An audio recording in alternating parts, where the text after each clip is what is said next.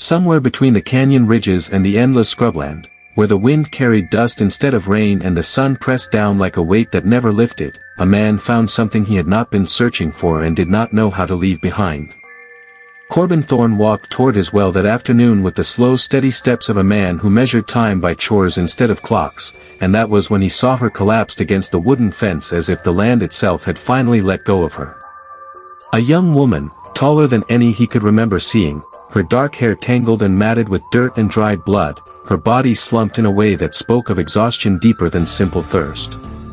She wore deerskin clothing stitched by hand and beadwork that marked her as Apache, the kind settlers called Patchy when they wanted to pretend the word carried no cruelty. Her lips were cracked pale and white, split by sun and wind. When Corbin drew water and offered her the ladle, her eyes lifted to him slowly, dark and sharp, filled with more suspicion than gratitude, more awareness than fear. She hesitated just long enough for him to wonder if she would refuse, then she drank. She drank once, then again, and then a third time, each swallow slow and deliberate as if she expected the water to vanish between sips. When she finished, she straightened, rising to her full height, towering over him in silence, and stared at his face as though committing every line of it to memory. She said nothing, offered no thanks, gave no explanation. She turned away and walked toward the hills without a backward glance, her steps unsteady but determined, until the heat shimmer swallowed her whole. Corbin stood there watching the empty space she left behind, convinced that was the end of it, that he would never see her again and that the moment would fade into the long list of strange encounters a man collected when he chose to live far from others. He was wrong, and some part of him knew it even then. Corbin Thorne had lived on this land long enough to recognize the feeling that settled in his gut when things were about to go wrong. The ranch sat low in a shallow valley where the grass grew thin and stubborn and the earth cracked under summer heat, where the nearest neighbor was a 2-day ride south and isolation was not an accident but a deliberate choice. He had come here wanting quiet, wanting distance from people who asked questions and made assumptions, wanting nothing more complicated than cattle, a few horses, and silence heavy enough to let a man forget what he had left behind. He was not running from a single thing so much as he was running from noise, from the kind of certainty other people carried about how the world should be and who deserved what. That evening, after the Apache girl vanished into the hills, Corbin went about his work exactly as he always did. He fed the horses, their heads bobbing low as they chewed, checked the fence line where rot had begun to weaken the posts, fixed a gate hinge that had been squealing for weeks. His hands moved on their own, trained by repetition, but his thoughts kept drifting back to her face, to the way she had looked at him without fear or gratitude, just awareness, as though she had weighed him and reached a conclusion he had not been told.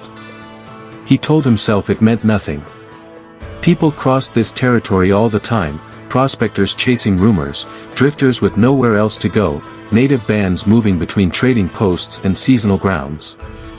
She had been lost, injured, desperate for water, and now she was gone. That was the story, simple and complete. Yet that night, lying on the narrow cot in his cabin, Corbin could not shake the sense that the air itself had shifted.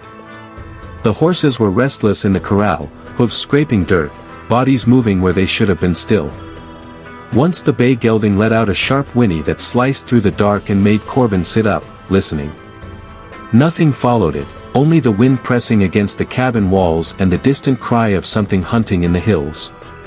He lay back down, staring at the rough beams overhead, telling himself that tomorrow he would ride out to the north pasture, check the herd, and everything would settle back into its usual rhythm. He repeated that thought until the sun rose. At first light Corbin stepped outside, pulling his suspenders over his shoulders and squinting against the glare as the sky faded from pale blue into white at the edges. The valley stretched out before him, scrub grass and rocks scattered across land that looked empty until you knew how to read it. Then he saw them. At first he thought his eyes were playing tricks on him, that the shapes on the ridge were nothing more than shadows thrown by uneven stone.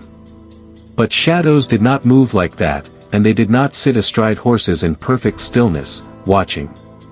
He counted 10, then 20, then stopped counting because the numbers kept climbing. They lined the northern ridge, the eastern hillside, the slope that fell toward the dry creek bed to the west. Everywhere he looked there were Apache warriors on horseback, spears and rifles visible even at a distance. They were not advancing, not shouting, not making any move at all.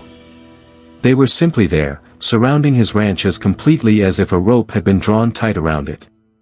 Corbin's hand drifted toward the rifle leaning against the doorframe, then stopped. One rifle meant nothing against an army. He stepped into the yard, boots crunching on hard-packed dirt, feeling the weight of eyes on him from every direction.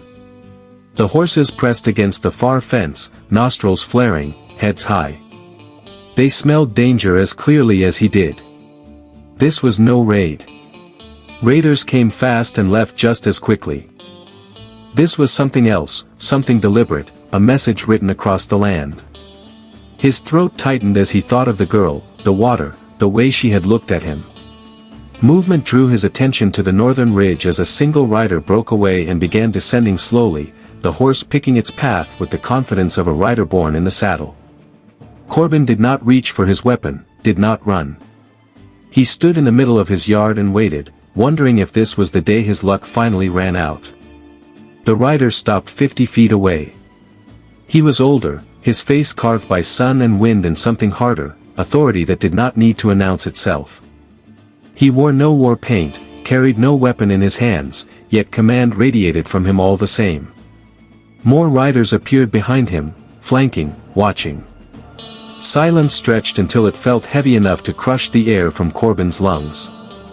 The old warrior raised one hand, not in greeting or threat, just held it there, waiting for something Corbin could not name. His heart hammered as the thought crossed his mind that whatever came next had been decided long before he woke that morning. The only question was whether giving water the day before had saved his life or signed his death warrant. The hand lowered. The warrior dismounted with movements that felt almost ceremonial, walked forward 10 paces, and stopped.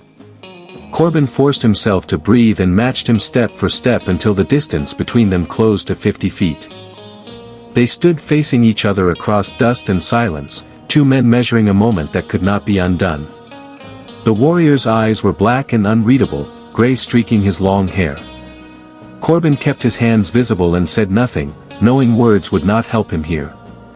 After a long stretch of nothing, the warrior raised his hand again and pointed toward the well. Corbin's stomach dropped as understanding settled in. The warrior mimed pouring water, drinking. Corbin nodded. Yes, he had given water. The warrior called out a command, and movement rippled through the riders as they parted along the eastern ridge. Through the opening came a single rider, and Corbin's breath caught as he recognized her. The girl from the day before, now clean, her hair braided and adorned with beads, dressed in fresh deer skin, sitting tall on a painted horse. She rode down with controlled grace and stopped close enough for him to see her clearly. She looked at him the same way she had before and spoke in halting but clear English. "You give water." Corbin nodded. "You not know who?" He shook his head. "You were hurt. Needed help." Something flickered in her eyes. She spoke to the old warrior, who listened and replied with a single word. "My father say you brave or fool," she told Corbin. "Father." The meaning settled heavy in his chest. He said quietly that he did not know who she was. "That why you live," she replied, explaining that men who knew would have tried for reward, while he gave water simply because a thirsty person needed it. Her father spoke again, and she translated that her test had been to walk alone for days with no food or water, to prove herself. She had fallen, lost her path, and his water had saved her life. Corbin felt hundreds of eyes on him as he said he was glad she was all right. When she asked if he was afraid, he admitted the truth and said that running or shooting would change nothing. She almost smiled. After speaking to her father again, she told Corbin they would watch him, see if he spoke truth or lies, see what kind of man he was. Then she rode away, and the warriors settled into the land, watching. Corbin stood there as the sun climbed, understanding that he was now a prisoner in his own home, and he had no idea how long the sentence would last. 3 days passed with the warriors still on the ridges, smoke rising from their fires each evening. Corbin worked under constant observation, fed horses, fixed fences, drew water from the well, every motion measured. Sleep came in broken pieces. On the fourth morning a bundle of dried meat and water appeared by his door, and by the sixth day the girl returned alone. She asked why he had not run, called him smart, and spoke of water and land and fences. When distant gunshots echoed through the valley, her expression hardened as she warned him that armed white men were coming, hunting. She rode away as the warriors vanished into the hills, leaving Corbin alone with 5 minutes to decide what he would say when the settlers arrived. They came fast, 15 riders at least, rifles ready, asking if he had seen Apache. Corbin answered carefully, said they were gone. The men searched, found tracks, accused him of lying. Corbin stood his ground, explaining that the Apache had been there peacefully, that they had tested him. When calls echoed from the ridges, surrounding the militia with sound, fear replaced bravado. The bearded leader ordered a retreat, and they fled the valley. Silence returned, broken only when the girl and her father rode down. "You not tell them," she said. "The test was over. You pass." They entered his cabin, spoke of honor, of water given freely, and offered him a necklace marking protection. They warned him that choosing protection from Apache meant danger from white men. Corbin listened, weighed the cost, and chose to wear the necklace anyway, choosing honor over fear. The warriors left, and the valley grew quiet again, but Corbin knew the peace was fragile. 3 weeks later the militia returned, accused him of betrayal when they saw the necklace. Corbin explained his choice, refused to back down, and dared them to shoot him if they wished. In the end, they left him standing, calling him a fool but letting him live. That evening, as the sun dipped low, he saw the girl watching from the ridge one last time before she disappeared into shadow, and Corbin touched the necklace at his chest, knowing that the choice he had made could not be undone. 3 weeks passed after the valley emptied, and time settled into a rhythm that felt familiar yet altered in ways Corbin could not fully explain. The land looked the same each morning when he stepped outside, the same pale sky bleeding into white at the horizon, the same scrub grass and stubborn earth stretching in every direction, but the feeling of it had shifted. He worked his ranch as he always had, mending fences, checking water levels, riding out to count cattle, yet every task carried a quiet awareness that he was no longer unseen. The necklace rested against his chest, blue and white beads catching light when he moved, a weight both physical and symbolic. He did not hide it. He wore it openly, even when it would have been easier to tuck it beneath his shirt and pretend nothing had changed. If trouble came, he wanted it to come honestly. At night he slept more deeply than he had during the siege, though his dreams were crowded with ridgelines and watching eyes, with the echo of calls carried on the wind. Some mornings he woke convinced he could still feel the presence of warriors in the hills, only to step outside and find nothing but empty stone and sky. He wondered if the quiet would last or if it was only the pause before something worse. He thought often of the girl, of her calm certainty, of the way she spoke about water and land as though they were truths so simple they needed no defense. He thought of her father, of the brief weight of his hand on Corbin's shoulder, and what it meant for a man like that to offer protection instead of punishment. He did not romanticize it. He knew protection could vanish as quickly as it was given. Still, he worked, lived, and waited. The trouble came on a Tuesday morning, carried on a plume of dust rising from the southern trail. Corbin saw it from the porch and felt his stomach tighten even before he counted the riders. 8 men this time, fewer than before but riding with purpose, rifles visible, posture aggressive. As they drew closer he recognized the broad shape of the bearded militia leader at the front, his seat confident, his gaze fixed straight ahead. Corbin did not retreat into the cabin. He stood in the yard, hands loose at his sides, the necklace clearly visible against his shirt. The riders formed a rough half-circle, horses stamping and snorting as they settled. The bearded man wasted no time. He called out about rumors, about a rancher trading with the enemy, and his eyes locked on the beads as if they confirmed everything he already believed. Corbin met his stare and said he was not trading, only living in peace. The younger rider's anger was sharp and quick, his accusation bitter as he named the beadwork and what it represented. Corbin answered calmly that it represented survival, that it was a practical choice in a place where practicality kept a man breathing. Traitor was the word they used next, heavy and final. The bearded man dismounted slowly, his hand near his revolver, offering Corbin a chance to explain that sounded more like a formality than a mercy. Corbin did not rush his words. He told the story plainly, of water given to a dying girl, of a test that followed, of protection offered and accepted. He did not embellish it, did not apologize for it. He asked how many Apache the militia had actually killed, and when no one answered, he pressed the point that riding into an army and turning back was not victory, only recognition of reality. Coward was spat at him like an insult, and Corbin accepted it without flinching, saying that if cowardice meant not starting a war that would kill people on both sides, he could live with the name. When he spread his arms and dared them to shoot him, the moment stretched thin and dangerous. Horses shifted, men glanced at one another, weighing orders against conscience. In the end, it was the bearded leader who made the call, dismissing Corbin as a fool but an honest one, ordering his men to mount up and leave. They rode out slower than before, anger dulled by uncertainty, and Corbin watched them go without triumph or relief, only a steady acceptance that this would not be the last time he faced such a choice. After they were gone, the valley felt emptier than it ever had. Corbin walked to the well and drew water, watching it glint and splash into the trough, thinking of how something so simple had become the axis on which his life now turned. That evening he saw a single rider on the ridge, tall and unmistakable even at a distance. She did not approach, only watched, raising one hand in acknowledgement before turning away.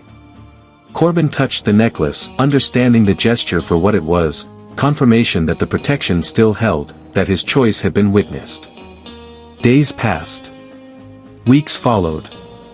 The valley did not remain untouched by the world beyond it.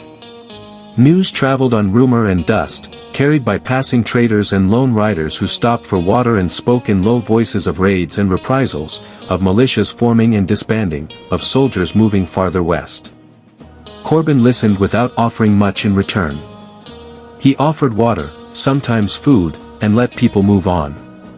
Some noticed the necklace and asked questions he did not answer. Others saw it and said nothing at all. A few looked at him with open suspicion. He learned to read those looks and measure distance carefully. There were nights when he sat on the porch with a rifle across his knees, not because he expected an attack, but because vigilance had become part of living here. He did not regret his decision, but he understood its cost more clearly with each passing day. There was no going back to ignorance, no retreat into the idea that staying out of trouble was enough. Trouble found people whether they invited it or not. Late one afternoon, as the heat softened and shadows lengthened, Corbin heard hooves on the northern trail and felt a familiar tightening in his chest. He recognized the rider before she reached the yard. She dismounted with the same fluid ease, taller than him by a small margin now that he stood closer, her posture relaxed but alert. She greeted him without ceremony, asking if the men had returned. Corbin told her they had, and that they had left again. She nodded as if she had expected nothing else. They stood near the well, speaking quietly. She asked why he stayed, why he did not sell the land and move somewhere safer. Corbin answered honestly that safety was an illusion, that this place was his because he had chosen it, and that leaving would not change who he was. She listened without interruption, then spoke of her people moving north, of summer grounds and constant pressure, of never staying long enough to feel settled. She said that some among her tribe questioned her father's decision, that protection given to a white man was not easily understood. Corbin said he did not expect understanding, only honesty. She studied him for a long moment, then said that honesty was rare enough to be worth protecting. Before she left, she warned him that the militias would grow bolder as fear spread, that men who lost homes and family would look for someone to blame, and that symbols mattered more than truth when anger took hold. Corbin told her he knew.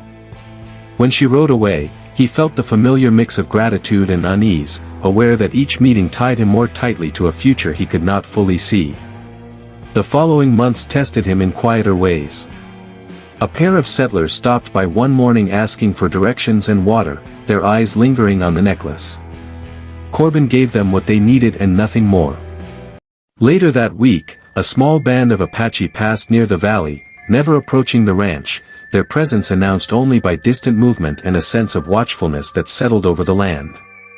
Corbin understood then that protection did not mean constant company, only assurance that harm would not come without cause. He learned to live within that balance. One night, long after dark, he heard a horse approach and felt his hand move instinctively toward his rifle. A single rider stopped at the edge of the yard, dismounted, and called out his name. It was a trader he knew slightly, a man who traveled between settlements and tribes alike. The trader warned him that soldiers were pushing west, that talks of clearing land were turning into plans, that men like Corbin who stood between worlds would be forced to choose sides more clearly than ever before. Corbin thanked him, offered water, and watched him ride away, the warning settling heavy in his chest. He spent that night awake, staring at the ceiling beams, thinking of the necklace, of water given freely, of choices made without full knowledge of their cost.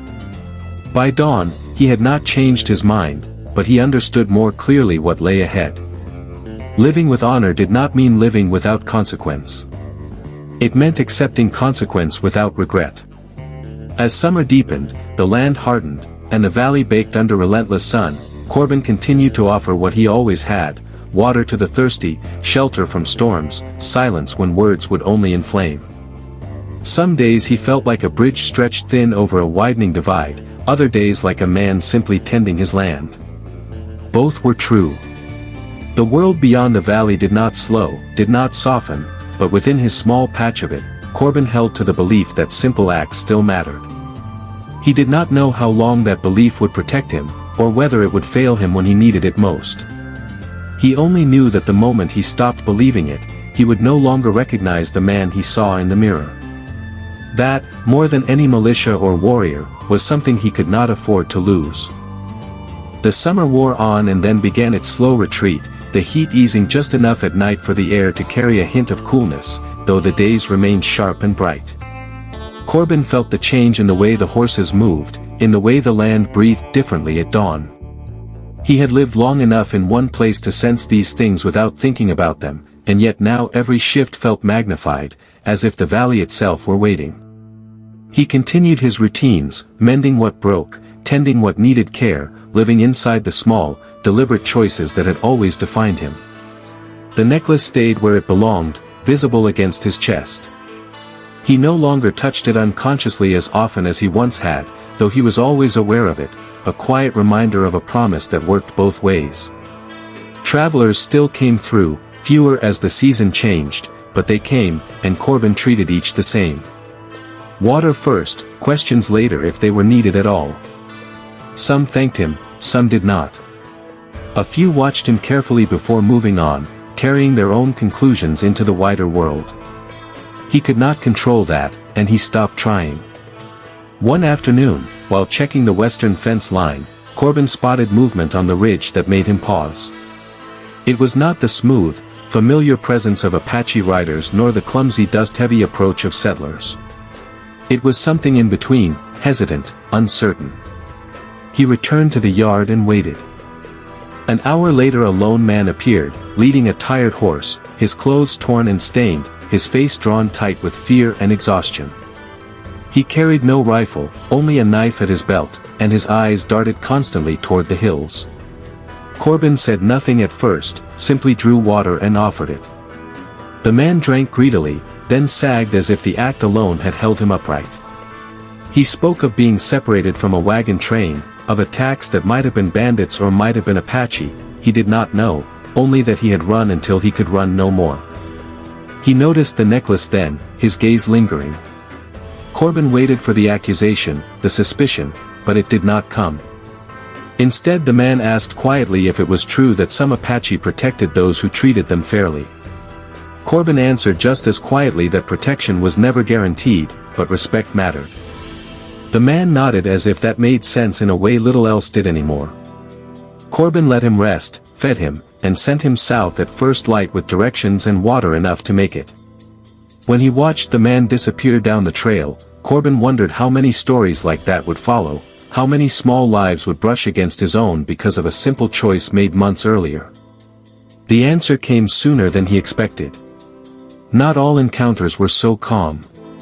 Late one night, gunfire echoed faintly from beyond the hills, distant but sharp enough to snap him awake. He did not ride toward it, did not arm himself and seek answers. He waited, knowing that rushing blindly into violence solved nothing. The next day smoke smudged the horizon to the east, and rumors followed not long after. A settlement burned, a skirmish between militia and Apache scouts, bodies left on both sides. Corbin felt the familiar tightening in his chest, grief without faces, anger without a clear target. He knew some would blame the Apache, others the settlers, and many would not care about truth at all. He worked harder that day, as if effort itself could anchor him against the tide pulling the territory apart. A week later, riders approached again, not a militia this time but two men in uniform, soldiers by the cut of their coats and the way they sat their horses. They reined in at a distance, eyes sharp, taking in the ranch, the well, the necklace. Corbin walked out to meet them before they called out, hands visible, posture neutral. They asked questions politely enough, about who passed through, about what he had seen, about whether Apache bands were using the valley. Corbin answered honestly without volunteering more than he was asked. He said people came and went, that he offered water to anyone who needed it, that he had not seen armed bands settle here in some time. The soldiers exchanged looks, their expressions unreadable. One of them asked about the necklace directly. Corbin told them it was a mark of protection, given because he had shown kindness without condition. The word kindness seemed to land awkwardly between them, as if it belonged to a language they no longer spoke fluently. They warned him that associations could be misunderstood, that lines were being drawn whether he liked it or not. Corbin said he understood. When they left, he felt no relief, only the steady awareness that the space he occupied was narrowing. That night, as stars spread across the sky in numbers too great to count, Corbin sat outside and thought about the idea of neutrality. He had once believed it was possible, that a man could stand apart from the conflicts of others simply by choosing distance. Now he knew better. Distance was only another form of choice, and choices always carried weight. He had chosen water over suspicion, honesty over safety, and that choice echoed outward in ways he could not fully trace. He wondered where Nijoni was now, whether she felt the tightening of the world in the same way, whether her father still believed protection could hold against the tide. He did not expect answers. He only expected responsibility. The next time she came, it was without warning, her presence announced only by the soft sound of hooves at the edge of the yard. She dismounted and stood facing him, her expression serious. She told him that her people were moving again, pushed by soldiers and settlers both, that the old ways of avoiding conflict were failing as pressure mounted from all sides. She said her father was old enough to know when the world had changed beyond repair. Corbin listened, feeling the weight of her words settle heavily. She asked him if he would leave, if he would take what he could and go somewhere safer before the storm broke fully.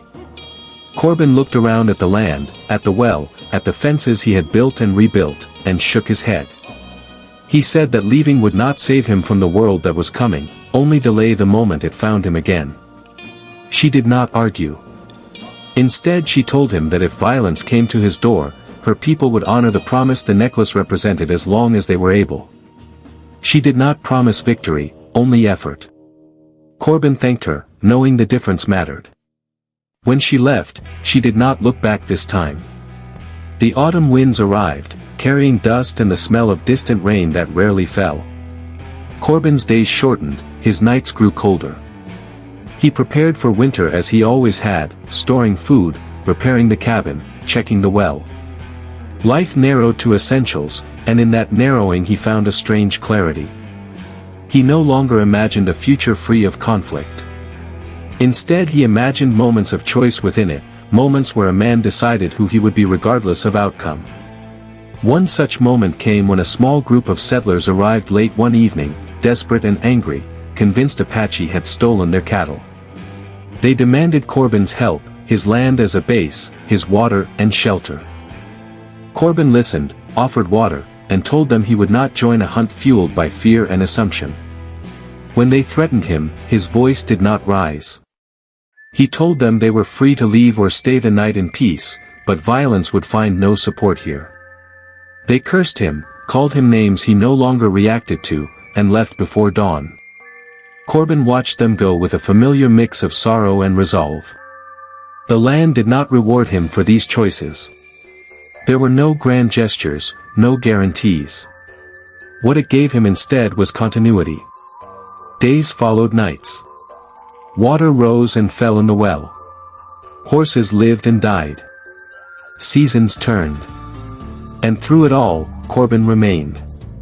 One evening, long after the first frost silvered the ground, he stood in his doorway and looked out at the valley, quiet and vast under a sky full of stars. He thought of the first day he had seen Nijoni by the fence, of how small the act had seemed at the time. He thought of how that act had unfolded into something larger than himself, something that demanded more than he had planned to give. He did not regret it. He understood now that honor was not a shield that kept harm away, but a compass that kept a man from losing himself when harm came regardless.